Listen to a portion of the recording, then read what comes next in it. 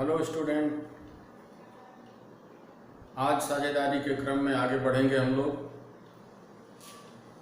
साझेदारी में अभी तक आपने संलेख के बारे में जाना। उसी क्रम में अब आप आगे साझेदारों के पूंजी खातों के बारे में जानेंगे।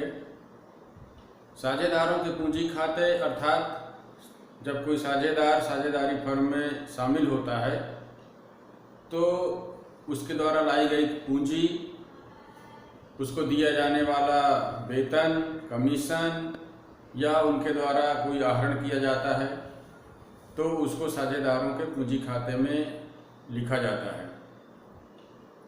साझेदारों के पूंजी खाते को दो तरीके से तैयार किया जाता है। पहला है अस्थायी खाता और दूसरा है स्थायी खाता। ये देखिए आप यहाँ पर अस्थायी पूंजी खाता और दूसरा स्थायी पूंजी खाता। स्थायी पूंजी खाते के अंतर्गत दो प्रकार के खाते तैयार किए जाते हैं।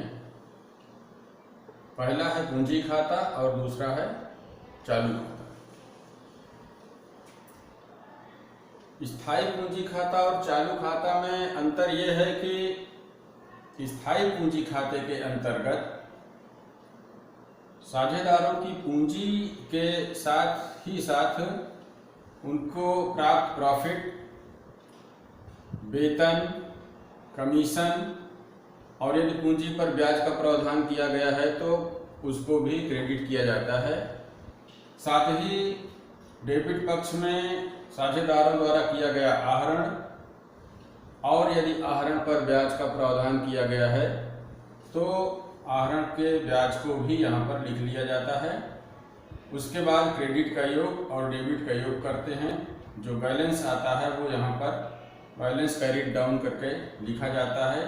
यही साझेदारों की आगने वाले वर्षों की पूंजी मानी जाती है, यानी अगले वित्तीय वर्ष की ये पूंजी मानी जाती है और उस वर्ष का ये क्लोजिंग बैलेंस होता है पूंजी खाते का। स्थायी खाते में दो तरीके के खाते तैयार किए जाते हैं। पहला है स्थायी पूंजी खाता। स्थायी पूंजी खाते में आपको बहुत ज़्यादा कुछ करना नहीं होता है। जो पिछले वर्ष का शेष होता है वो पूंजी का लिख लिया जाता है और वर्ष के अंत में वही शेष यहाँ पर कैरिड डाउन करके लिखा जाता है। यहाँ पर ये ब्रॉट डाउन होता है अर्थात पिछले वर्ष का शेष, और चालू वर्ष के शेष में आपको ये कैरिड डाउन यहाँ पर करके साझेदारों के पूंजी खाते को क्लोज कर दिया जाता है। चालू खाते में उन सभी मदों को लिखा जाता है जो आप देख रहे हैं अस्थायी खाते में लिखा हुआ है। यहाँ पर सिर्फ आपको नाम बदलना है खाते का। साझेदारों के पूंजी खाते के स्थान पर साझेदारों का करेंट अकाउंट अगर हम यहाँ पर लिख दें